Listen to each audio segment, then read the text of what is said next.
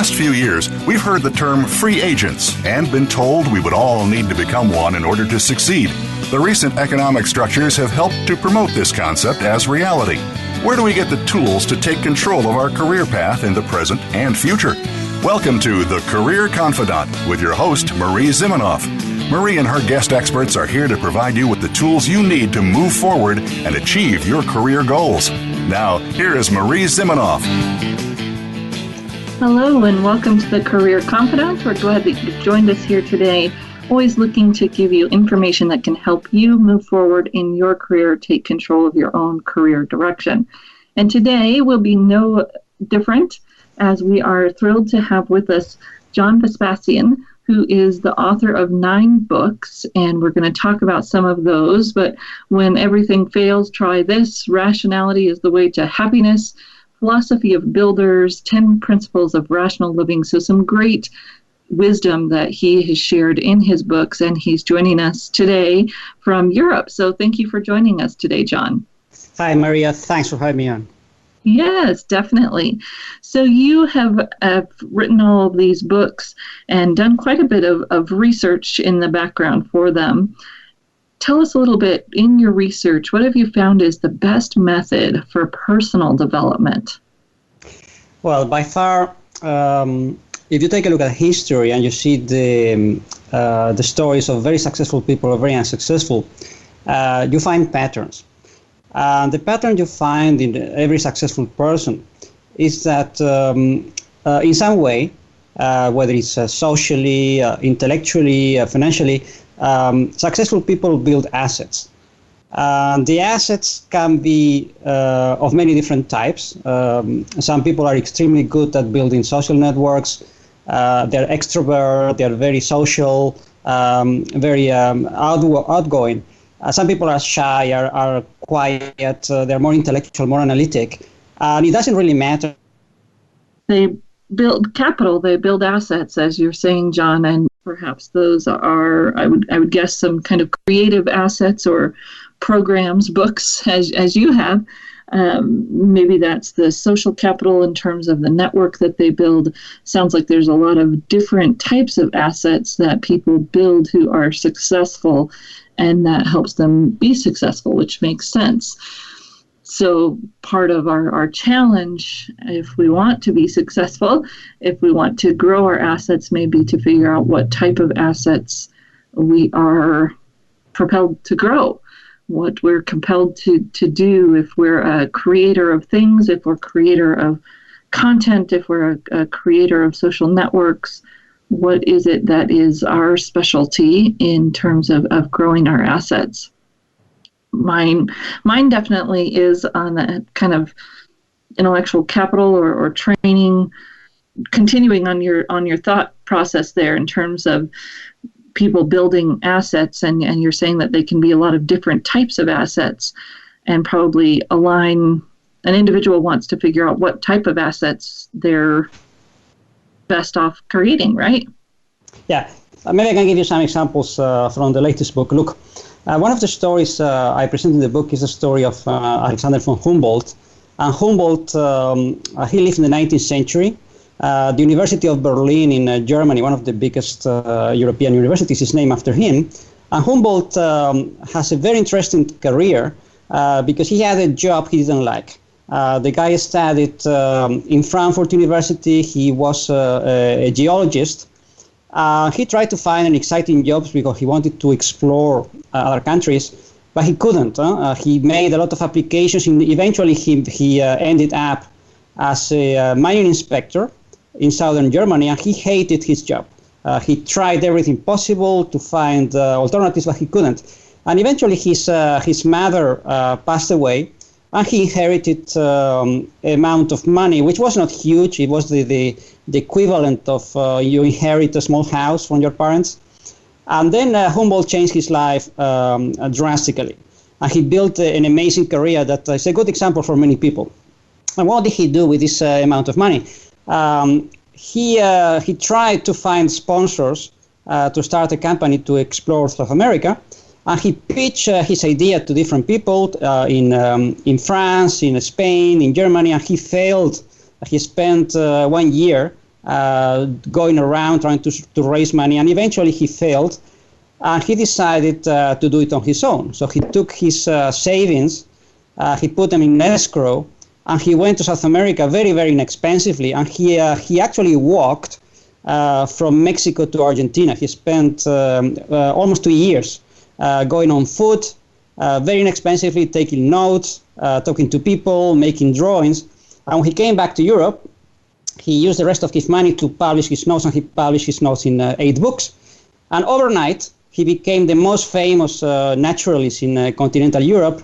And from his reputation, he built an amazing career. He became very famous. He was able to get very important assignments. He was given the job to explore Siberia, and he became very wealthy and very successful. And what he did was to turn a very small thing, which was a very small inheritance, the value of the house, he turned it into an asset, into a different kind of asset, which was his knowledge. He created a reputation from scratch. And this is what really allows people to break through in their careers. They have to build something special, something that their competition doesn't have, whether it's some kind of intellectual asset, some kind of relationship, some kind of knowledge. And this is what really allows people to become exceptional. Okay, good. So the way that we might choose to do that's going to look different for each person, but the idea is that we have to step out, maybe take a risk, and then find out what our specialty is going to be in terms of what kind of asset we create. So when we think about that, this idea of personal development, a lot of people talk about positive thinking, or kind of be it or think it and you can be it. And you're a little bit skeptical about that. Tell me a little bit about why you're so skeptical about positive thinking. Well, it's a matter of productiveness, because if you spend too much time, and this is what happens today, because positive thinking has become sort of a dominant ideology. If you spend too much time and too much energy trying to be super enthusiastic, positive, outgoing, you might be wasting your time, because unless you actually back it up by having, as I said, some specific assets, some specific skills, some specific plan, your energies are going to be wasted.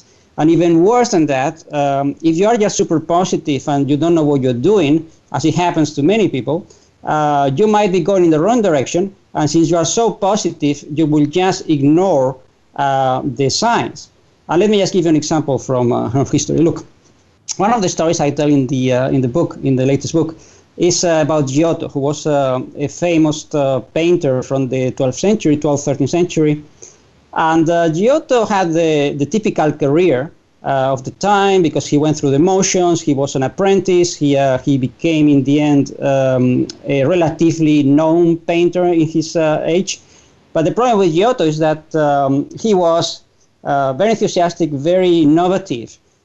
He created a new type of painting. And he got a chance when he was in his 30s actually to evolve from medieval painting to Renaissance. So he was the first person actually to paint as we see today, Renaissance painting, very colorful, very natural, very emotional. And the problem with this approach that made Giotto a key person in the history of art, the problem with this approach is that he was ahead of his time. And if he had continued in that direction, he would have become historically very well known, but he would have been a failure because he was not in the right market.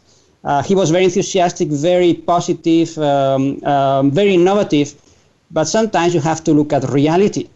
Giotto eventually achieved a very long and successful career because he took a step back and say, I should not be so positive, I should not be so innovative, I should focus on the market. And eventually he stepped back.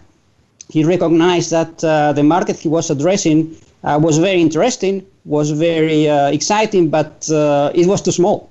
And in order to address a big market, he had to really become more realistic and to start painting in the style that was demanded by the market, which was a very medieval, very rigid style. And he spent the rest of his career, very long and very successful career, painting in the style of the time. And this is a warning for many people not to be too optimistic and too enthusiastic. Just look at the facts, look at the market, and try to build the kind of assets that are in demand. Okay. So there's an opportunity there to watch the market and maybe see where it's going and be slightly ahead, but not be so innovative that people aren't on board with what you're doing. Exactly, because in these times of easy internet innovation, it's very easy to get carried away by dreams, but it's not so easy to build the market. And this is why you should try to be maybe a little bit ahead of the market, but don't try to do things that are too outrageous, because you might be become a clown, but in the end you will not get anywhere.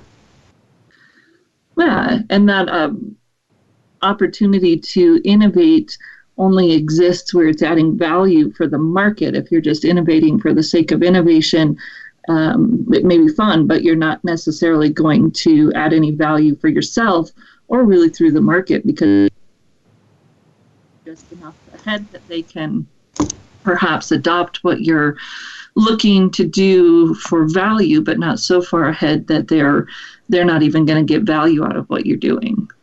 Yeah, exactly. One of the other aspects you find in successful people is that they have sufficient patience to wait for the right opportunity.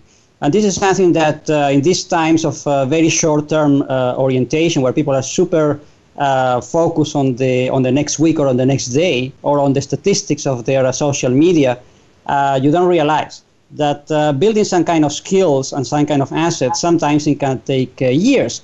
If you are learning a second language, for instance, which is a substantial investment, it's going to take you easily 3, 4, 5 years.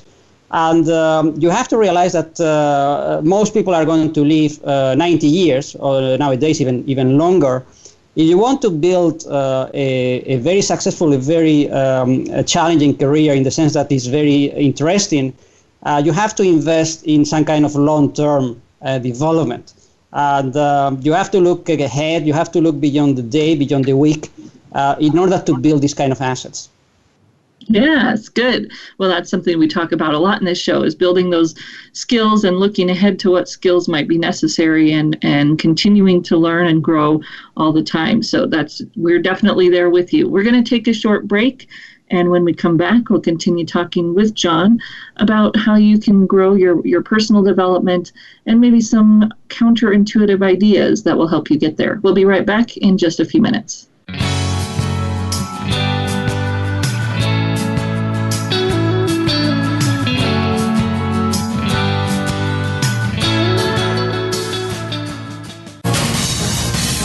Voice America Business Network, the bottom line in business. You know that the career landscape has changed and that you need to be proactive about managing your career. You can have the foresight, skills, and confidence you need to take charge of your career and seize opportunities. A strategic advantage and career expert, Marie Zimenoff has helped thousands of leaders like you get focused, get found, and get hired. Visit getcareersmart.com to find out more. That's getcareersmart.com or call 800-521-2080 to schedule your complimentary consultation. You hear about it all the time. Compromises, destructive malware, major breaches. You can't turn on the news without hearing about the latest cyber event. Learn more about cybersecurity, how it has become one of the most significant threats to our national security, and the battle experts undergo every day on your behalf to protect you, your families, and your data. Task Force 7 Radio with host George Reedus is the voice of cybersecurity around the world. Tune in live every Monday at 8 p.m. Eastern Time, 5 p.m. Pacific on the Voice America Business Channel. Follow us on Twitter at VoiceAmericaTRN. Get the lowdown on guests, new shows, and your favorites. That's VoiceAmericaTRN. From the boardroom to you, Voice America Business Network.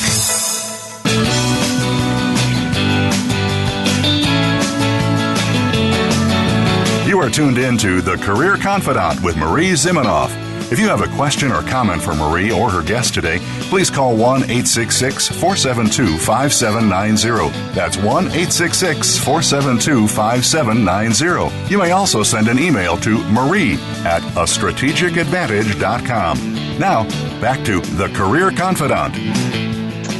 Welcome back to the Career Confidante, and today we are talking with John Vespasian about really life and how you can develop your life and what successful life looks like and how people get there. So, John, you have a very interesting background, and of course you've told us a few historical stories already, which seems to be your mode of operation here, that you look at history, you're seeing how people have been successful and what has kept them from being successful and putting those pieces together. So I'm curious, coming again from your research, what's the number one reason that people get stuck?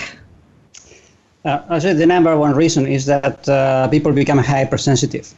It's a psychological fashion nowadays to be hypersensitive and to become super irritated when someone says or does something you don't like. We live in the age of political correctness, where people are super sensitive to some words, to some gestures, to some attitudes. And if you want to get stuck in your career, this is the perfect way. People who are hypersensitive grow depressed very easily. They become super anxious. They cannot sleep. They get fits of anger at very inappropriate moments, and it's really a way to destroy your life. And one of the stories I present in the latest book is the story of Dante Gabriel Rossetti. He was a very talented painter and poet in England in the 19th century. And Rossetti, in my opinion, he was actually a genius. He was one of the great innovators in painting in the 19th century. The problem with Rossetti is that he was hypersensitive. He got some bad reviews in newspapers. Instead of trying to work harder, to trying to become a little bit more self-confident, he took it to heart. He started to drink. He became an alcoholic. He became withdrawn. He didn't want to go out of home. Basically, he just gave up.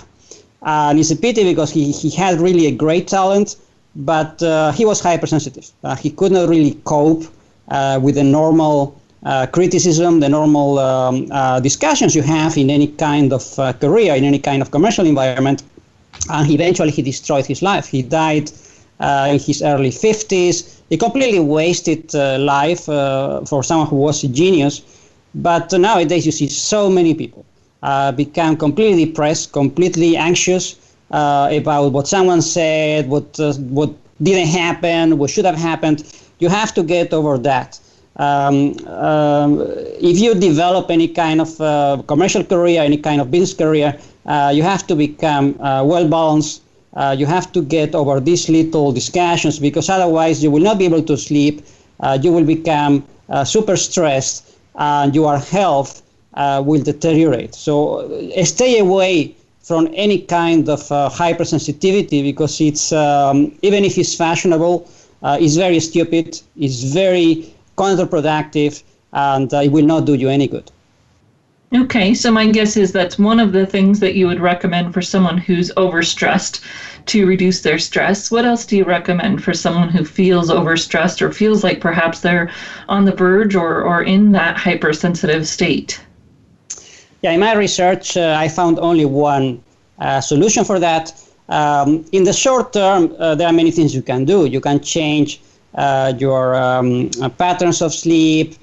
You can do yoga, meditation. These things will help to a certain extent, but not in the long term. Because if you do yoga, for instance, you could do 1 hour a day of meditation, and during this hour, maybe a little bit longer, you will be relaxed. But very soon you will go back to normal, to the high stress level, because it's very, very short term. If you want to get lower levels of stress forever, I would say for the rest of your life, the only thing that really works is integration. You have to integrate every aspect of your life so that there are no contradictions. There is balance in your different activities. And this takes a lot of work, because nobody wants to give up anything. Nobody wants to stop chasing rabbits in different directions, because human beings, I mean, we like so much to chase different rabbits and to chase different ideas. We like excitement and innovation. But if you want to have a tolerable level of stress, you have to integrate the different aspects of your life. You have to integrate your career with your private life, with your lifestyle. This is the only way to live, I would say, many years, to stay in good health, and to avoid the stupid nervous breakdowns. People subject themselves to really completely useless levels of stress because they just want to do too many things and they want to incur in contradictions. If you want to have a lower level of stress, you need to integrate your life. This is the only thing that works in the long term. Okay.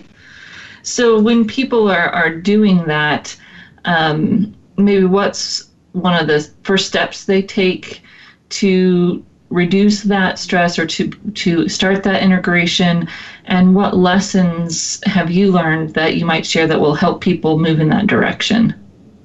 Yeah, you have to take a step back and look at the big picture. And when I say big picture, I don't mean this week or this year. You have to try to look at the big picture of your life. If you are in your 20s or 30s, I mean, you have still maybe 5, 6, 7 decades ahead of you. And the way to make the right decisions in terms of balance, in terms of integration, is say, okay, what do I want to get after these 50, 60, 70 years I have ahead of me? Because unless you take this perspective of a lifetime, inevitably you will become very short-term oriented and you will incur in contradictions. The only way to make sure that you are polishing the whole thing at the ends and you are really getting the whole pieces together is to have this long-term orientation, which is so counterintuitive because human beings, we have problems thinking in terms of decades. You have to really take this approach because when you make important decisions like what kind of career you want to develop, where you want to live, this is really something you should think out through carefully and make a very logical decision. Because mistakes of this sort, they are very expensive and they take many years to correct. Okay, so taking that long-term orientation, thinking more bigger picture in our lives and looking at how all the pieces integrate across that long term, instead of perhaps being focused right on the right now, which may make things look urgent that aren't. So that's good. Last piece here, and I was just kind of fascinated by this. Your book, the last book you wrote, is on becoming unbreakable. Can a person really become unbreakable?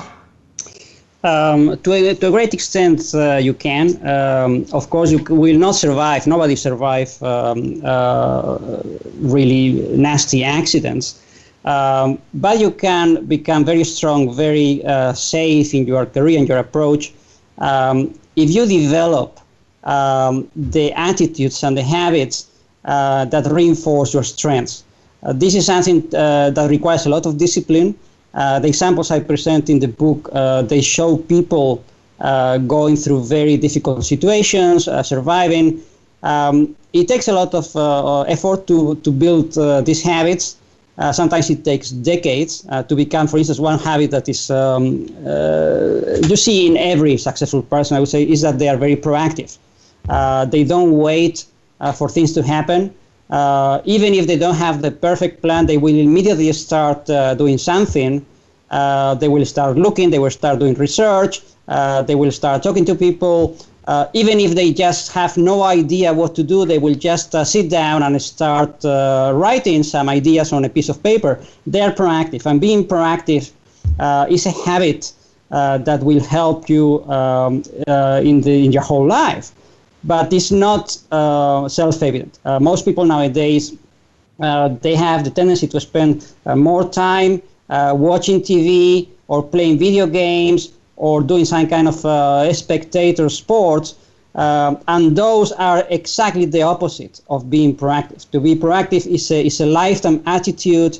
It goes beyond your career. It goes beyond your relationships. It affects your health. It affects every aspect of your life. You have to be proactive if you really want to live long, if you want to have a successful career. I've looked at dozens and dozens, I would say hundreds of examples in history. You will not find, I think, any single example of someone who was very successful, very happy, that didn't have this particular quality in his character. So that proactive piece, what does that look like? Just briefly, what does being proactive look like in your mind? Well, let me give you an example from history. Look, one of the most venerated saints in Europe and also in the United States is St. Anthony of Padua, who lived in the 13th century. St. Anthony is, for me, the perfect example of proactiveness, because the guy was from a very modest family. He didn't have any political connections, any personal connections. He was really destined to mediocrity.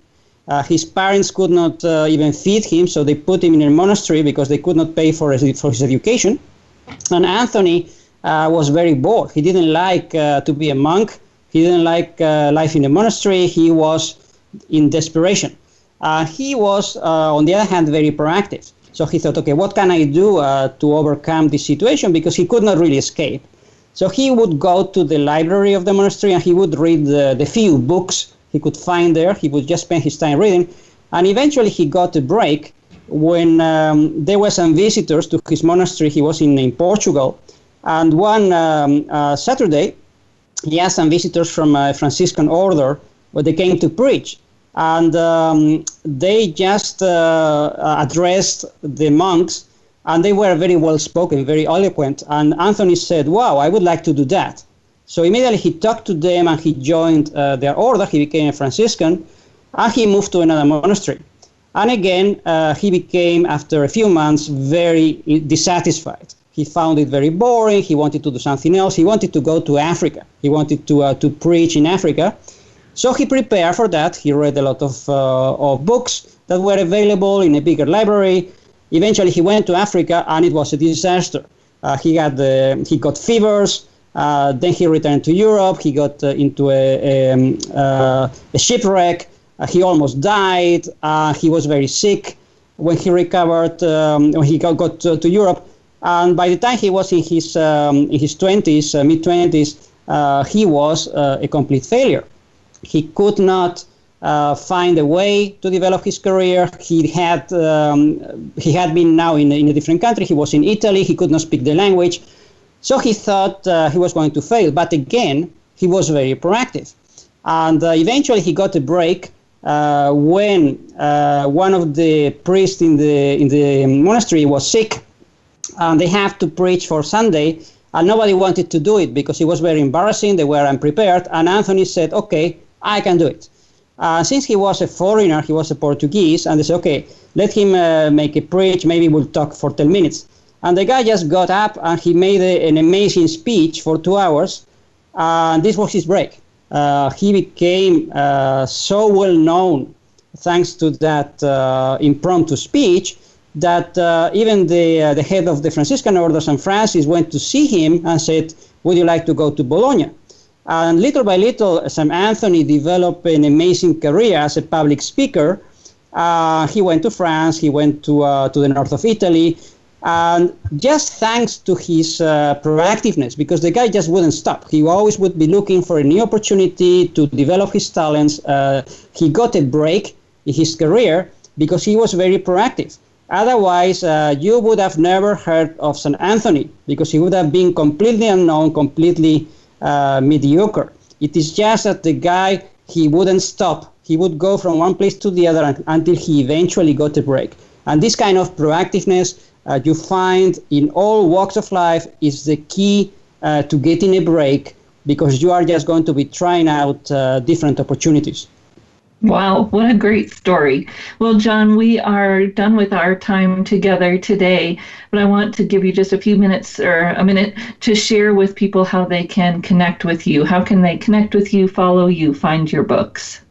and very, very easy to find because my name is very unusual. So if you type John Vespasian on Google, even if you type it incorrectly, it doesn't matter because Google will correct you. You will find my books. There is a blog with hundreds of free articles. There is a free newsletter. Just type John Vespasian on Google and you will find everything in a second.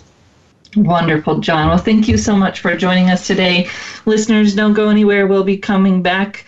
I'll be coming back to kind of unpack some of this, but we'll say goodbye to John. And thank you so much, John, for your time and sharing all of your great stories with us. Many thanks, Marie. It has been a pleasure to talk to you. Wonderful. We'll be right back here on the Career Confidant.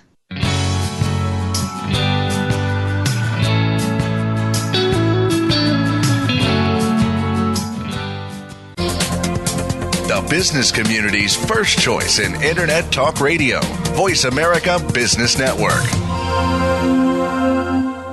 You know that the career landscape has changed and that you need to be proactive about managing your career. You can have the foresight, skills, and confidence you need to take charge of your career and seize opportunities. A strategic advantage and career expert, Marie Zimenoff has helped thousands of leaders like you get focused, get found, and get hired.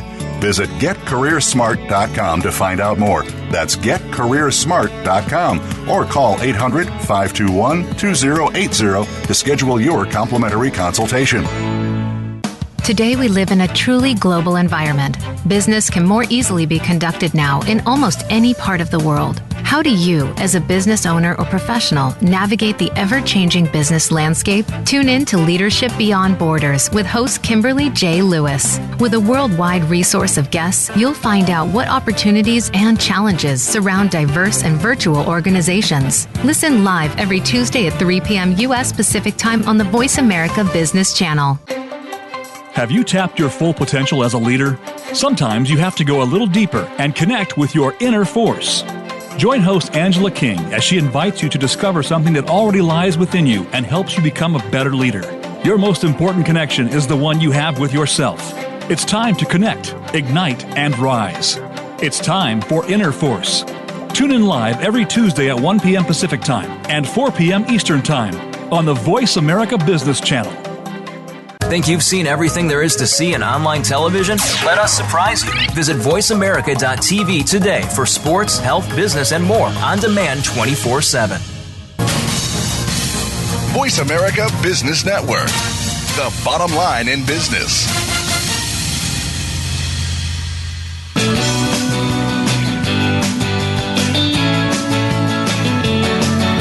You are tuned in to The Career Confidant with Marie Zimenoff.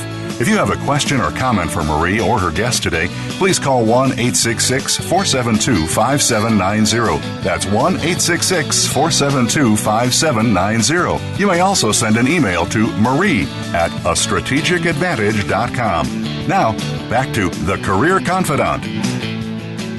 Welcome back to The Career Confidant, and today we've been talking with John Vespasian. And, he said he does have a unique name, and you can find him in his books fairly easily if you Google him. Let me spell that for you if you're still looking for it. It's Vespasian. So Vespasian. And he has authored 9 books, very interesting. For those of you who are into history, especially because as you listen to him tell his stories, a lot of where he's referencing as he comes up with his content and his ideas, his concepts, is into history and looking at stories of people who have been successful and how they've been successful. So fascinating ways that he's connecting the dots between what makes people successful and how they've demonstrated that in the past. So we started out by talking about finding something that you can build, assets that you can build. And he said, people who have been successful in the past built some kind of asset, built some kind of pattern in their life in terms of the assets that they were offering to others or the assets that they're building for themselves in their life. And, a lot of times when we hear that word, we think of wealth in terms of money. And of course, successful people may have gathered that wealth. But successful people may have something else that they've gathered as an asset as well. So he talked about, some people are really good at building those social networks, and perhaps they've put together a big social network that I would call your social capital. And those people really help get you through things, help you find opportunities, help you take advantage of opportunities, help you be successful in those opportunities. Other people may build some kind of wealth in terms of experience, and the places they've traveled, the things they've done stand out from others. And he was telling the story about the artists and painters that, of course, are building some kind of actual tangible thing and tangible asset, but they're also building some of that intellectual capital in terms of how they paint and what they do that might be different than others or add value in a different way than other people. And we all kind of have our niche there in some way. I would say that you're going to have your way of building assets, building value that's going to fit with your personality and your interests and your creativity, how you do creativity. I always think it's funny, people say you're either creative or you're not, and that's usually not my experience. It's just that people are creative in different ways, and maybe a way that isn't recognized in the kind of popular definition of creativity, but is indeed their own unique way of doing whatever it is that they do. So that's maybe our first challenge. And people talk about it in terms of strengths. In the, kind of coaching world, we might talk about your strengths, your personality, your, what is it that you want to do, and then matching that up with the need of your market. Because, of course, as John's second point was that we can't really be successful if we're not in reality, which I think it's a fine balance between, yes, we have to be thinking ahead and looking at the market and what it might need or what it's growing into, and we have to be optimistic enough to think we can try things. But we can't live in a land where we're not paying attention at all to what the market needs. And that might not necessarily be quote unquote reality, but it's thinking about what does that market need and what can I do to bring my gifts to that need. And I think there's a quote by Will Smith, of all people, that talks about that if you're realistic, you can't be successful because you're not kind of reaching for the stars. And yet there's a balance there between that being true and taking risks to do that, and being so out of touch that perhaps we end up on a totally different solar system where nobody else is in it, and it doesn't matter that we reached for the stars because we're kind of hanging out there by ourselves. So as John talked, I think there's some happy medium between empty positive thinking and, yes, being optimistic and confident enough to take the risks and meet the market ahead, meet the market where it's going to be, not being that follower or the person who's always trailing behind. And there is some risk that maybe pays off, but there is some risk that often doesn't when you are that person way out ahead and way ahead of the market need. You can get lucky and maybe you're on the right track, but you also don't always end up being that successful person. So there's a challenge point there, a difficult place to navigate, perhaps, for all of us in terms of looking long term and staying ahead, but then also very wisely, as John said, having the patience to wait for the right opportunity to make that happen. So not pushing too fast or too far to be too far ahead of the opportunity that it doesn't work, it doesn't click, it doesn't fit, it doesn't make sense to anybody else. We've got to be just enough ahead that when that opportunity comes, we recognize it and have the resilience, is the word I would use, to be able to take advantage of that opportunity. So then we talked a little bit about what makes people stuck, and he talked about this hypersensitivity, which pretty much is not being able to deal with criticism, not being able to deal with failure. And I think we see that in our everyday lives, perhaps not necessarily on the political correctness side that he was talking about. I think sometimes that's not necessarily this, that's something else, whole different conversation. But we see this in our lives when we become too sensitive to failure, to criticism, where we can't take that and do something with it, take it and make it into something, take it and use it constructively to help us move forward, where we get to that point where every time we get that negative feedback, we just feel more and more downtrodden. And today, of course, there's a lot of talk and research and conversation and book writing about resilience, and this plays into here for me because you're going to get that negative input. You're going to get negative feedback. You're going to get failure. If you're taking any kind of risk, which is where our conversation has kind of centered the whole time, is that you're going to be taking these risks. When you do that, you're going to meet negative forces from other people, from just the experiences that don't work out. And how are you able to deal with that? How are you able to move past that?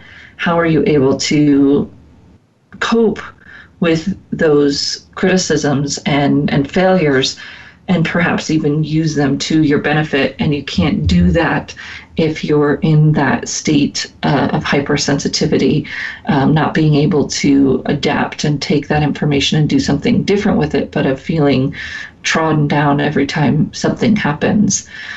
And this happens to people in all different walks of life. I see job seekers struggling with this, of course, because of the amount of failure that you face and the amount of rejection that you face. We see leaders deal with it when they've getting negative feedback from above or below and not able to make it and use it to improve, or they're failing and start lashing out at others, maybe because of it. So we see this in all different aspects of our career, where when we've gotten to the place where we can't deal with the impacts, the negatives, we become ineffective. And there's a very good recognition by John of what does happen, I think, for different reasons, different people, and not necessarily always what people are saying. Maybe it's criticism, but there's other pieces that can come into playing up our hypersensitivity. And sometimes that short-term focus can create that feeling of hypersensitivity as well, because it's, nothing ever works out, but we're really just looking at the near past and near future, not at the long term and perhaps even where we've been in the past, because very few of us would really have nothing that worked out when we take that long-term view. So John had some very specific suggestions of what we can do to move past that hypersensitive state, and combine those with some of the key pieces around resilience when we get back, and talk about how you can get out of that state if you feel like you're there or on your way there. So we'll be right back in just a few minutes.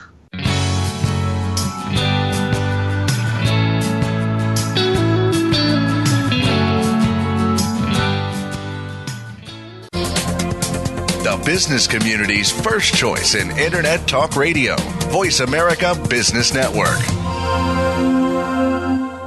You know that the career landscape has changed and that you need to be proactive about managing your career. You can have the foresight, skills, and confidence you need to take charge of your career and seize opportunities. A strategic advantage and career expert, Marie Zimenoff has helped thousands of leaders like you get focused, get found, and get hired. Visit getcareersmart.com to find out more. That's getcareersmart.com or call 800-521-2080 to schedule your complimentary consultation. We hear it and read about it every day in the news. America is heading over a fiscal cliff. Home prices are still receding and unemployment growing. How can you preserve and increase your wealth in this kind of economy? Tune in to Turning Hard Times into Good Times with host Jay Taylor. Jay will explain the decline of our monetary system and the economy and will give you winning investment ideas and the tools to protect and increase your wealth. Turning Hard Times into Good Times with Jay Taylor can be heard Tuesdays at 3 p.m. Eastern Time, 12 noon Pacific Time on the Voice America Business Channel.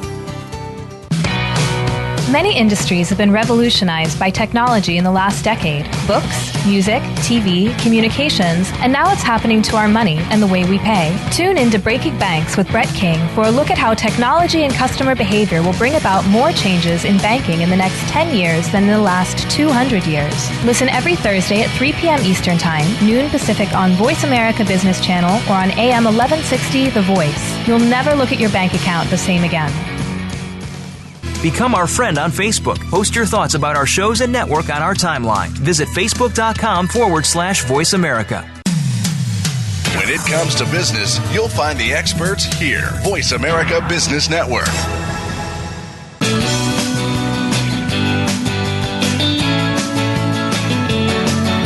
You are tuned in to The Career Confidante with Marie Zimenoff. If you have a question or comment for Marie or her guest today, please call 1-866-472-5790. That's 1-866-472-5790. You may also send an email to marie@astrategicadvantage.com. Now, back to The Career Confidante. Welcome back to The Career Confidante. And today we've been talking about how you can kind of use lessons from history to think differently about how you create a successful life. So we've been talking about figuring out what your asset is going to be. What type of asset are you going to create, or assets might you create to build a successful life? We've been talking about the long-term investments that go into building the skills so that you can be able to take advantage of opportunities when they come about and be able to take advantage of the right opportunities and wait for those. And then we've been talking a little bit about this idea of what gets in our way is when we become hypersensitive and no longer have the confidence to take the risks, or no longer have the ability to take criticism, to take failure and do something proactive, positive with it. So how do we combat that? How can we kind of grow our confidence? As John talked about, there's some more tactical things that we might do in terms of getting sleep, eating well, yoga, meditation, and those are all good. They help and they kind of work you in the right direction. But then he also talked about this idea of integrating your life so that there aren't contradictions and there isn't as much tension. And although he didn't say it specifically, based on what he was talking about, he also was hinting at the fact that we, in that process, have to decide what we're going to give up, that we aren't going to be able to do everything that we want to do, to chase every idea that we want to chase, and that we may have a long-term approach to this that then helps us manage those opportunities. So instead of feeling like we have to run after every opportunity, if we have that long-term approach, that long-term vision, we can say, okay, this is what fits right now, and I'm going to be looking for the time when I move into that, the next thing that is important in moving me forward. I know what that looks like. I know what some of those opportunities are, but I'm not going to feel the tension and feel like I have to do it all right now, because I have that opportunity to look bigger picture and see where this might fit in later in life or later down the road. That long-term approach is hard for a lot of us, right? We're used to worrying about what's urgent and getting things done now, and thinking that if we don't get something done now, it's not good, or it's not going to work out. And so that pattern of how we do our life is what he's talking about shifting. And although he said the word balance, he's really not talking about balance. He's talking about figuring out how to integrate it all in together. And this is something that we each have to do on our own. We each are going to do it differently. It's going to look different for different people. And, people often say, oh, Marie, you work all the time. And I said, no, I work when and where I want to. And sometimes I work in places where people wouldn't think I should, but that's their own judgment. For instance, I was in Spain with my family, and, a lot of people would say, oh, you should shut that down, not do any work while you're there, and then really enjoy your family. But that doesn't work for me for many reasons. One is that I like to have something intellectually stimulating. My husband sleeps in, and I don't, absolutely, really just physically can't more than a few days and feel like, oh, yay, I had vacation. I like to be able to get up and do something that's intellectually stimulating. And I also like to be able to keep this low-level activity in my business so that then when I come back, the activity is still manageable, versus feeling like if I shut it off, then I come back and I kind of have to do that catch-up piece. So that's my integration, and you might think of it whatever you want to think of it, but that's what works for me. And we each have to find that for ourselves. How does work, life, family, fun, how does that all integrate together for us? And figure out what works for you. If you're still stressed, it's not working, right? If you're still experiencing a high level of stress, it's not working. Look at it again and figure out how you want to move those pieces together to make a better fit. And that's really what I took from what John was saying, is that it's up to us to take this long-term stance to look at the bigger picture and to figure out how we want to integrate our life together. And that by doing that, by looking at it that way, and by looking at how we are going to be proactive, consistently proactive, which of course I love if you've listened to this show at all, and he started to dive in how proactivity was one of the key consistencies in a successful life. You could hear me cheering that's what we're here for. That's why we do this show, is to help you be proactive in your career and not wait until you're despondent, not wait until your employer's laying you off, but to think as consistently and proactively as possible about how you're going to manage your career. And then you can manage it, right? Then you get to have the ways to find the opportunities to do the pieces that you want to do because you are proactively managing it. Otherwise, it's happening to you, and that's really not a good long-term success tactic for most of us. Some people get lucky, and if you want to hold out that you'll be one of those lucky people that things happen to, I guess you go right ahead. For the rest of you, I hope that you'll take the opportunity to be proactive and to think about how you might take some of John's stories, and especially his story about St. Anthony, wonderful, continuing searching and seeking and pushing in a good way to find opportunities for himself that fit what he wanted to do, that fit how he wanted to serve the world. What a great story. We'll be right back here again next week on the Career Confidant, and we look forward to seeing you. In the meantime, if you have any questions or suggestions, feel free to reach out to me at Marie, M-A-R-I-E, at careerthoughtleaders.com. We look forward to seeing you right back here again next week on the Career Confidant.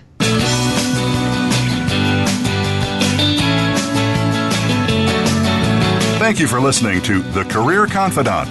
Marie Zimenoff will return again with another terrific guest next Monday at 6 p.m. Eastern Time, 3 p.m. Pacific on the Voice America Business Channel. Be sure to join us then.